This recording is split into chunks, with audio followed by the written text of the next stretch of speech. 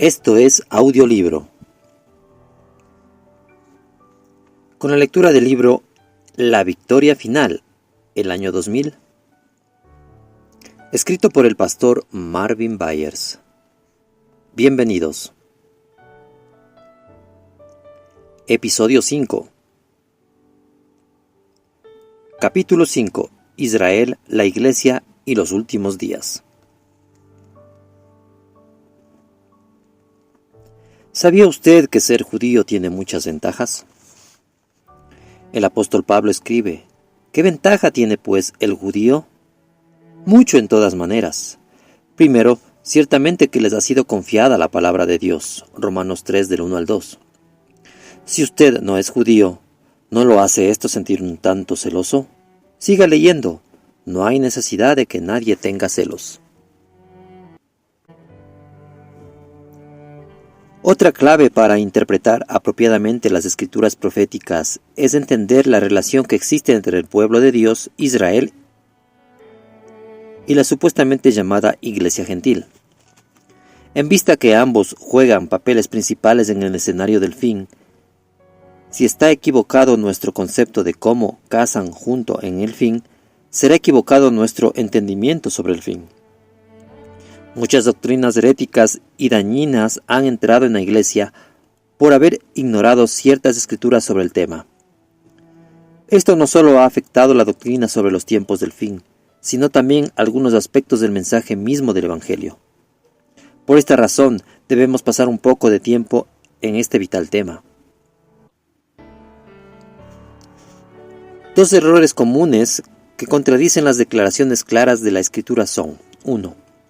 Debido a que Israel rechazó a su Mesías, la Iglesia Gentil ha tomado el lugar de Israel. Y 2. Israel y la Iglesia son dos pueblos diferentes, que enfrentarán en el fin destinos y tratos de Dios un tanto diferentes. El primer error se conoce como teología de reemplazo. Al segundo error le he puesto por nombre teología de división.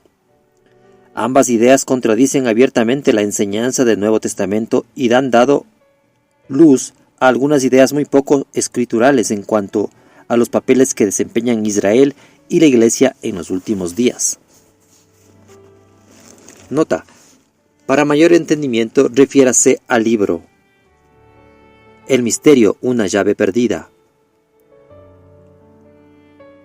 que existe en el canal del audiolibro. ¿Quién es Israel?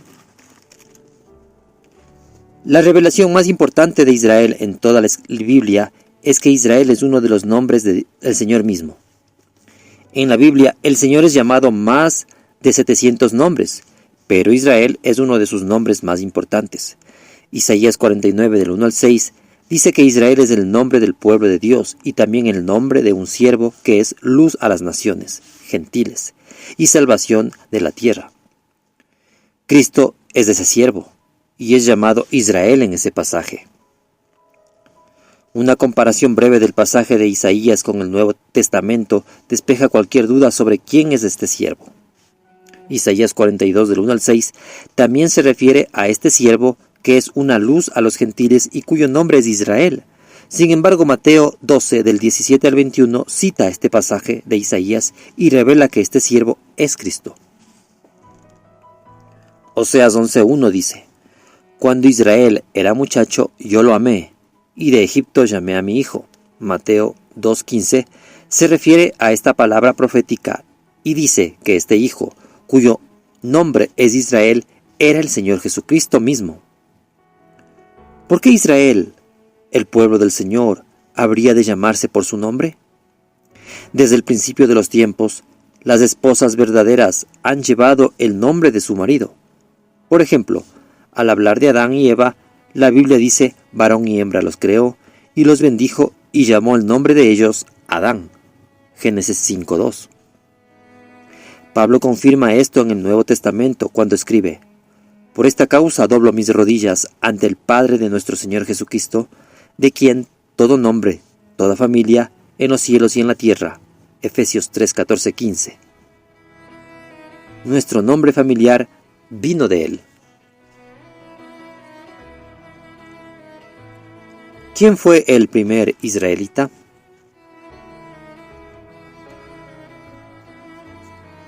La primera persona en ser llamada con el nombre Israel fue Jacob. Él experimentó 20 años de severos tratos de Dios con su tío Labán, en quien él vio reflejada claramente, día tras día, su propio carácter. Después, Jacob luchó con Dios e imploró su bendición. En Génesis 32, seguramente él deseaba ser cambiado. En ese encuentro divino, el nombre de Jacob fue cambiado a Israel. Por toda la Biblia, los nombres se usan para revelar el carácter de una persona. Por eso es que Dios tiene tantos nombres. Su carácter es tan glorioso que se requieren centenares de nombres para descubrirlo. ¿Qué fue lo que permitió que Jacob, el suplantador, llevara el nombre de Israel, príncipe de Dios? Después de este encuentro divino, puede haber una sola respuesta. Jacob experimentó un cambio de carácter en su hombre interior. Ahora, Cristo, el príncipe de Dios, Israel, había tomado el control de la vida de Jacob. Algunos lectores podrían objetar a esto y decir que ninguna persona en el Antiguo Testamento podía experimentar la vida de Cristo. Para nuestros propósitos, no es necesario discutir cuánto o cuán poco de la vida del Señor está disponible en la época del Antiguo Testamento. Una cosa queda clara: sea figurativamente o en la realidad, algo cambió en la vida de Jacob desde ese día en adelante. Esto lo indica la forma en que la Biblia describe lo que sucedió a la mañana siguiente. Nos dice: y le salió el sol al cruzar Peniel, y cojeaba de su muslo. Génesis 32, 31, versión LBA. El Señor es llamado el sol de justicia. Malaquías 4:2. El muslo de un hombre es la parte más fuerte de la vida natural o carnal del hombre. Salmos 142:10. La fuerza de la carne de Jacob había sido debilitada y ahora la luz del sol resplandecía sobre él. ¿Es esta descripción de Jacob un innecesario trozo de exquisita literatura que el Espíritu de Dios insertó en la Biblia? ¿O es este asunto el uso que el Espíritu hace de la esfera natural para revelar gráficamente algo en la vida espiritual de Jacob? Entonces, ¿quién fue el primer israelita? La Biblia dice que Jacob era un arameo, alguien de Siria, o sea, un gentil, a punto de perecer, pero se convirtió en una gran nación. Deuteronomios 26:5. Por tanto, el primer israelita fue realmente un gentil transformado. Lo que hoy llamamos judíos, en su inicio fueron gentiles que entraron a una relación con Dios.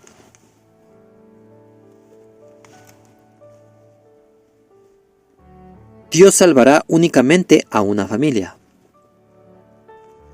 Jacob era miembro de una familia muy especial, con promesas muy especiales. El padre de esa familia fue Abraham, quien también experimentó un cambio de nombre o de carácter. Su nombre fue cambiado de Abraham, padre exaltado, a Abraham, padre de una multitud.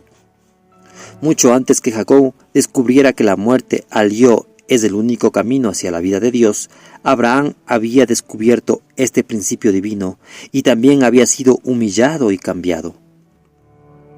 En el caso de Abraham, los tratos severos de Dios con su carne no fueron simbolizados por un muslo debilitado, sino por el cortamiento de la carne de Abraham, en la señal de la circuncisión dada por Dios. Romanos 4:11. Aun cuando Jacob fue la primera persona en ser llamada un israelita, entendemos que Abraham fue el padre de esta familia.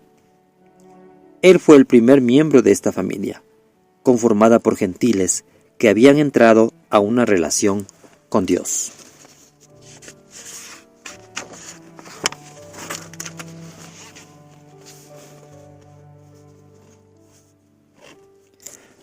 Al entender lo que Dios hizo con Abraham, y su familia, es fácil entender la relación que existe hoy entre Israel y los gentiles. En esencia, Dios trazó un círculo espiritual alrededor de Abraham y su familia y declaró: desde este día en adelante, esta es la única familia sobre la tierra que voy a salvar, y en esta familia serán benditas todas las naciones de la tierra. Antes que el lector tilde esto como el peor herejía, quiero añadir que Dios también hizo algo más en cuanto a esta familia. Él dejó una manera para que los elementos indeseables fueran removidos de este círculo. Dos ejemplos notables son Ismael y Esaú. Dios también proveyó una forma para que elementos deseables que estuvieran fuera del círculo como parte del mundo gentil fueran colocados dentro del círculo. Dos ejemplos maravillosos de esta provisión son Ruth la moabita y Rahab la ramera. Nada de esto debiera parecer extraño a los cristianos. Nosotros entendemos que la iglesia es la familia de Dios, Efesios 3:15, y que solo los miembros de esta familia serán salvos. El apóstol Pablo define de forma muy concisa lo que constituye un israelita bíblico. Él explica: porque no todos los que descienden de Israel son israelitas, ni por ser descendientes de Abraham son todos hijos, sino en Isaac te será llamada descendencia. Esto es, no los que son hijos según la carne son los hijos de Dios, sino los que son hijos según la promesa son contados como descendientes. Porque la palabra de la promesa es esta: por este tiempo yo vendré y Sara tendrá un hijo. Romanos 9 del 6 al 9. En otras palabras, la clave para ser un israelita verdadero es que una persona debe nacer según la promesa. Aquí aprendemos lo que desde el principio se ha requerido para ser un miembro del único Israel verdadero de Dios. Siempre ha estado asociado con una visitación de Dios, el yo vendré de este pasaje, que resultó en el nacimiento de un hijo especial, un hijo de la promesa. Desde el principio, Dios vio hacia adelante en el tiempo y decretó que el hijo de la promesa sería Cristo, quien fue el unigénito de su padre, como lo fue Isaac. Así, nuestro hijo de la promesa es Cristo, quien entra a nosotros por medio de una visitación divina, que produce un nacimiento espiritual. Juan 1 del 12 al 13.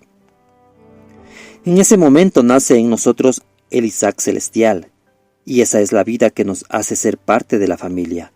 Él nace en nuestro pesebre indeseable e inmundo. Cuando nacemos de nuevo, damos a luz un Isaac espiritual, igual que Sara. Solo entonces somos un israelita verdadero. Ya Israel vive dentro de nosotros. Desde la época de los primeros israelitas, Abraham, Isaac y Jacob, hasta hoy, los únicos israelitas verdaderos son aquellos quienes han experimentado en su vida la obra e influencia de la vida del hombre nuevo, Cristo. Esta vida en Jacob fue lo que permitió que el llamado suplantador fuera llamado Israel, príncipe de Dios, lo que nos hace hijos verdaderos de Abraham y por tanto parte de la familia de Dios. Es sencillamente esto: y si vosotros sois de Cristo, ciertamente linaje de Abraham sois, y herederos según la promesa. Gálatas 3:29. Quizás algunos cristianos jamás querrían denominarse israelitas, pero aquí aparece la base escritural para, por lo menos, llamarnos abrahamitas.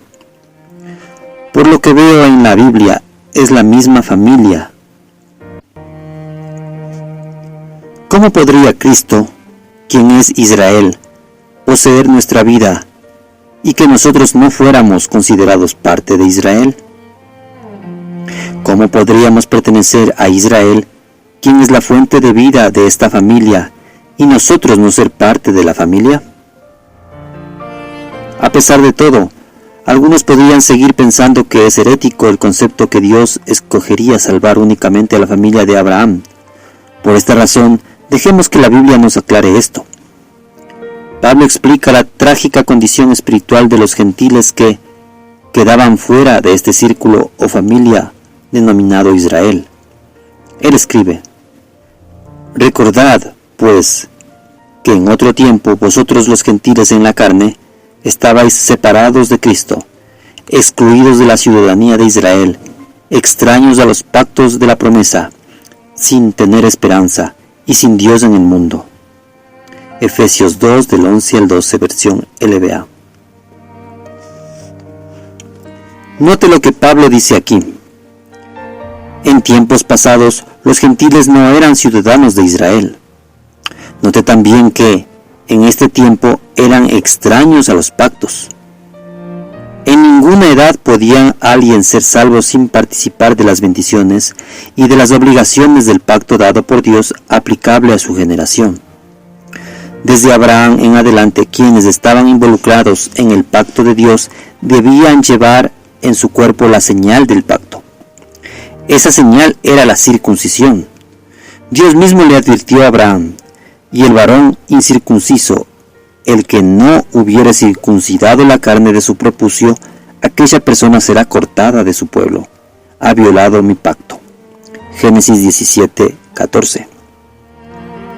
Aún después de la cruz, hubo muchos en la iglesia primitiva que creían erróneamente que la circuncisión seguía siendo una señal especial en la vida de los que fueran salvos. Vea Hechos 15, del 1 al 2. Muchos años después que Dios le dio a Abraham la señal de la circuncisión, Él dio la ley por medio de Moisés. Desde la ley en adelante, quienes estaban bajo las bendiciones de la relación de pacto debían participar de los ritos de la ley de Moisés. Además de ser circuncidados, Pablo también deja claro que estos pactos le pertenecían a Israel. Al hablar de sus hermanos, los que son mis parientes, él explica a quienes pertenece la adopción como hijos y la gloria, los pactos, la promulgación de la ley, el culto y las promesas. Romanos 9, del 3 al 4, versión LBA. A la luz de este pasaje, entendemos por qué los gentiles que estaban afuera de Israel estaban perdidos y sin esperanza. Entre las cosas que les faltaban era ser participantes de los pactos, estar involucrados en el servicio de Dios y ser herederos de la promesa. Como vimos en Efesios, los gentiles eran extraños a los pactos de la promesa y excluidos de la ciudadanía de Israel. Si no somos hijos de Abraham, entonces no somos herederos según la promesa. Gálatas 3:29. Por otra parte, si nosotros sí somos hijos de Abraham, pertenecemos a su familia Israel y sí recibiremos la promesa.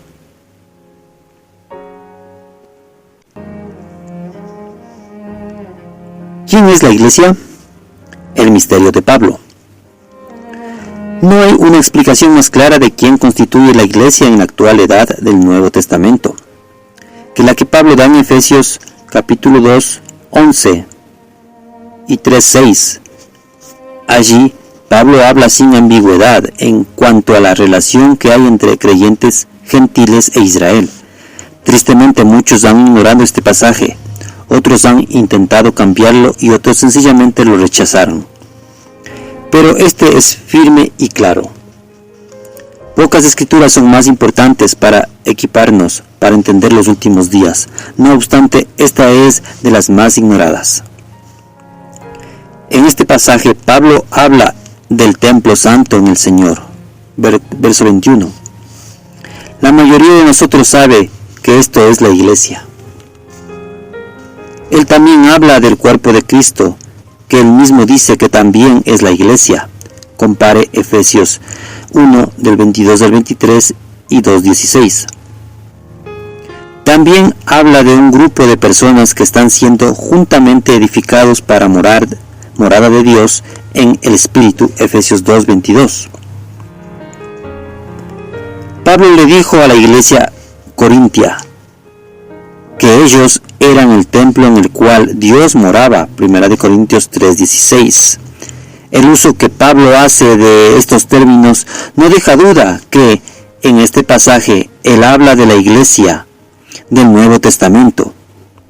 Allí también define quiénes son sus miembros. Él le dice a los gentiles que ellos antes habían sido excluidos de la ciudadanía de Israel, pero ahora son conciudadanos de los santos. Versículo 19. Desde la época de Génesis, el pueblo de Dios siempre ha sido Israel. Si usted es un gentil que está en Cristo, Pablo dice que usted es un ciudadano de este pueblo. Pablo también explica que los gentiles que antes habían sido excluidos de la ciudadanía de Israel, ahora han sido acercados por la sangre de Cristo. Verso 12 y 13, versión LBA. Luego, él explica que por la obra de la cruz, ambos pueblos, israelitas y gentiles, han sido hechos una iglesia. Eso significa los llamados a salir. Eso es un cuerpo, o templo santo, o morada de Dios. Efesios 2, del 16 al 22. ¿Podría algo ser más claro? En Efesios 3, Pablo enfatiza al hablar de un misterio. Después, él revela lo que es ese misterio. Los gentiles son coherederos con Israel y miembros del mismo cuerpo y copartícipes de la promesa en Cristo Jesús por medio del Evangelio. Efesios 3:6. Él ya explicó que el cuerpo es la iglesia en Efesios 1 del 22 al 23. También explica que toda familia en los cielos y en la tierra toma su nombre de Cristo, a quienes vivimos, que es Israel. Efesios 3 del 14 al 15. A la luz de estas enfáticas declaraciones bíblicas, si nosotros no nos consideraremos parte del mismo cuerpo al que pertenece Israel, corremos el riesgo de no ser contados como herederos con Israel, ni participantes de la promesa, ni miembros del cuerpo de Cristo, que es la iglesia. Nuestra decisión personal de ser identificados con Cristo es un elemento vital de nuestra fe, pero ¿podemos realmente estar identificados con Él sin estar identificados con su familia Israel? ¿Declaramos nosotros junto con Ruth, tu pueblo será mi pueblo y tu Dios mi Dios? Ruth 1:16.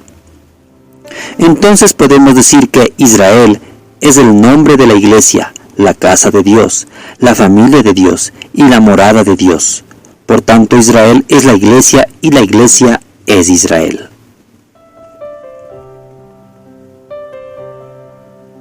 Alguien podría decir que esta es una variante de la teología de reemplazo.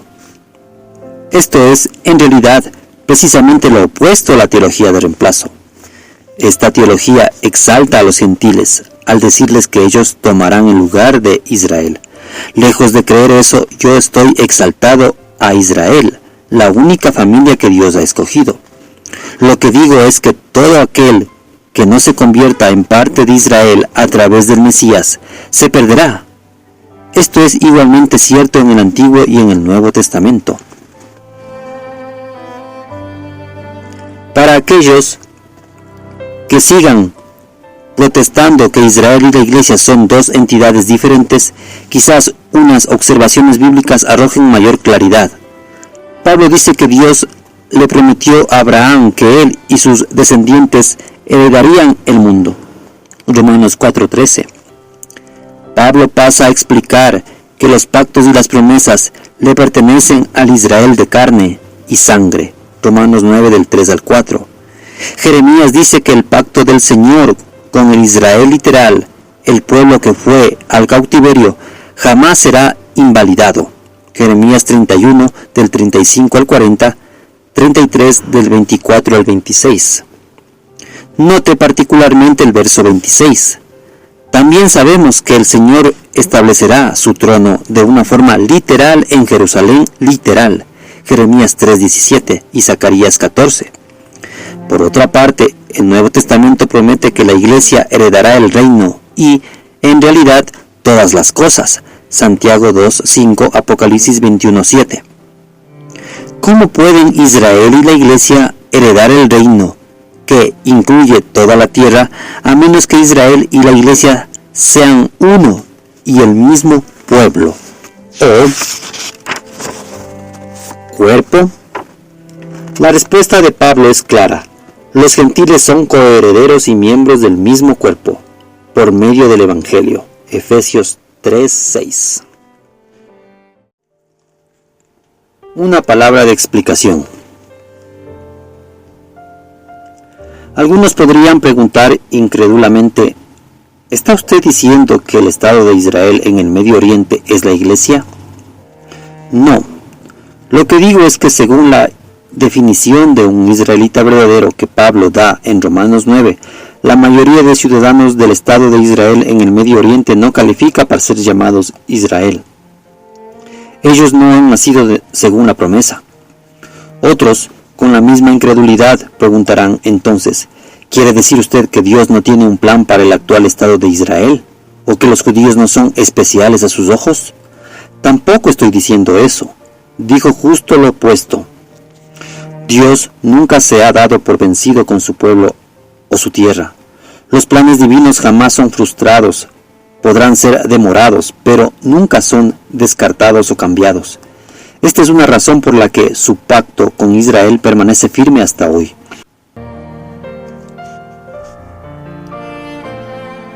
En el contexto de la gran ventaja que significa ser judío, Romanos 3 del 1 al 2, Pablo pregunta, ¿pues qué, si alguno de ellos, los judíos, han sido incrédulos o infieles, su incredulidad habría hecho nula la fidelidad de Dios? Romanos 3:3. Su respuesta es un rotundo no.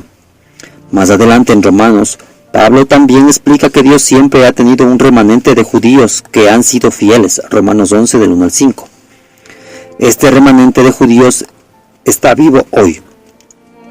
Son los judíos que conocen a Cristo y que han nacido según la promesa. Muchos de ellos incluso son ciudadanos con pasaporte del actual Estado de Israel, tal como mi esposa y yo somos. Hubo algún tiempo en la historia cuando Dios le dijera a este remanente que ellos eran demasiado pocos para que Él siguiera manteniendo sus promesas con Israel. Simplemente 7,000 bastaron para que Él fuera fiel a su palabra en épocas de Elías. Actualmente, el remanente sobrepasa los 100,000 judíos que han nacido de nuevo. Y los judíos que no conocen a Cristo. Obviamente, todo judío nacido en lo natural sigue siendo miembro de la familia natural de Abraham. El problema es que el ser miembro de la familia natural de Abraham, como lo fueron Ismael y Esaú, jamás calificó a nadie a ninguna edad para ser considerado por Dios un israelita o el Israel de Dios. Gálatas 6:16. Esto lo dice la Biblia. La mayoría de cristianos entienden que ser judío por nacimiento jamás ha salvado a alguien, ni le concederá ingreso al cielo. Después de la cruz, cualquier judío que no experimentó el nuevo nacimiento por medio de Jesucristo, murió y terminó en el infierno. El ser un judío natural no le concedió la bendición espiritual de Abraham, que solo se encuentra en Cristo. En relación a Jesús, el profeta que fue levantado conforme a Moisés, Hechos 3:23 explica lo siguiente: y toda alma que no oiga a aquel profeta será desarraigada del pueblo.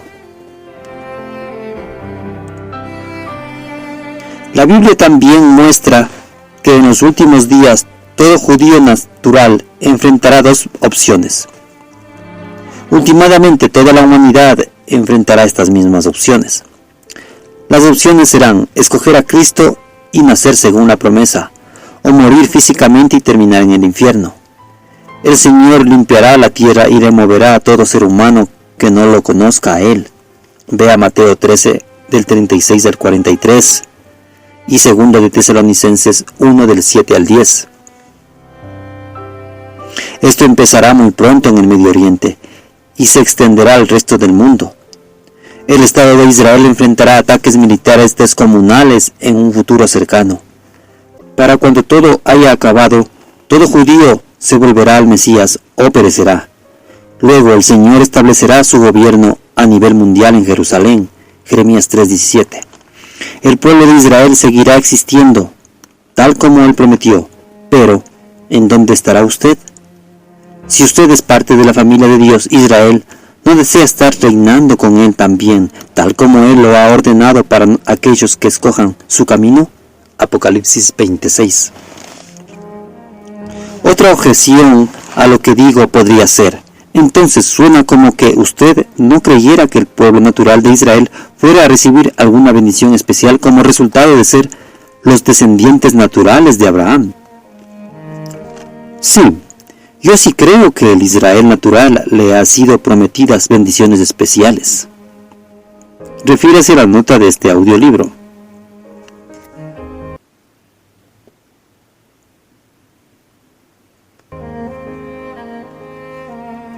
Muchas de esas bendiciones se relacionan con su vida en la esfera física y podrían no afectar la esfera espiritual. Desafortunadamente, si ellos no se vuelven al Señor, cualquier bendición espiritual se verá muy estorbada. Sin embargo, al Israel natural se le ha prometido una gran bendición. Es la única nación sobre la tierra que ha recibido la promesa de que la nación completa será salva, en Romanos 11:26. Por supuesto, al citar esta promesa, debemos tener en mente que Pablo también dijo que solo un remanente sobrevivirá para recibir dicha bendición. Él advierte: si fuera el número de los hijos de Israel como la arena del mar, tan solo el remanente será salvo. Romanos 9:27. Esta es una cita de Isaías, quien especifica que será un remanente muy pequeño. Isaías 1:9, versión NKJ. Una objeción final que se podría mencionar sería: ¿está Dios mostrando parcialidad con Israel al prometer que la nación entera será salva? La respuesta es no, por dos razones. Primero, ninguna nación ha pagado un precio tan alto en sufrimiento, persecución, burla y rechazo debido a quien fue su padre. El costo de ser hijo de Abraham ha sido enorme a través de gran parte de la historia. Es más, Dios mismo lo confirma al declarar que su pueblo ha recibido doble castigo por todos sus pecados. Isaías 40 del 1 al 2. Más que mostrar parcialidad, Él ha requerido mucho más de ellos, debido al llamado divino que tienen para bendecir a las naciones de la tierra. Al final, Dios tiene el derecho divino de llamar a quien Él quiere, en Romanos 9 del 11 al 24. Esto no es parcialidad, sino prerrogativa divina, y está basada en muchos factores. Segundo, Dios no ha sido parcial, ya que Él le explicó a la humanidad desde el principio las reglas del juego de la vida. No es parcialidad de su parte que Él siga esas reglas. Él indicó que las tremendas bendiciones dadas a Abraham serían transmitidas a su familia. Génesis 28:4. Por otro lado, desde esa época, la bendición de Abraham ha sido ofrecida a todo gentil que quiere colocarse bajo ella. Pablo explica que Cristo murió para que en Cristo Jesús la bendición de Abraham alcance a los gentiles. Gálatas 3:14. Pablo también revela que Dios hace notorias las riquezas de su gloria para con los vasos de misericordia, a los cuales también ha llamado, esto es, a nosotros, no solo de los judíos, sino también de los gentiles. Romanos 9:23 al 24. Todos pueden participar de la bendición. ¿Cómo puede alguien inventar que esto es parcialidad? Claro, hay quienes creen que sobre los gentiles viene solamente parte de la bendición de Abraham, porque los creyentes gentiles nunca llegan a ser hijos de Abraham en el mismo nivel que los judíos. Quienes creen esto sí muestran parcialidad. Dios no. Usted podría decir: pero yo vivo en un país que no es la tierra de Israel, y la tierra de Dios les será dada a los judíos en lo natural, que se vuelvan a Cristo. Los gentiles que se convirtieron en israelitas en edades pasadas, como Ruth y Rahab, no estarían de acuerdo con una doctrina así. Considere la promesa de Dios. Y apareció Jehová a Abraham y le dijo: a tu descendencia daré esta tierra. Génesis 12:7. Sin embargo, Dios también dice en su palabra: y si sois de Cristo, entonces sois descendientes de Abraham, herederos según la promesa. Gálatas 3:29, versión LBA.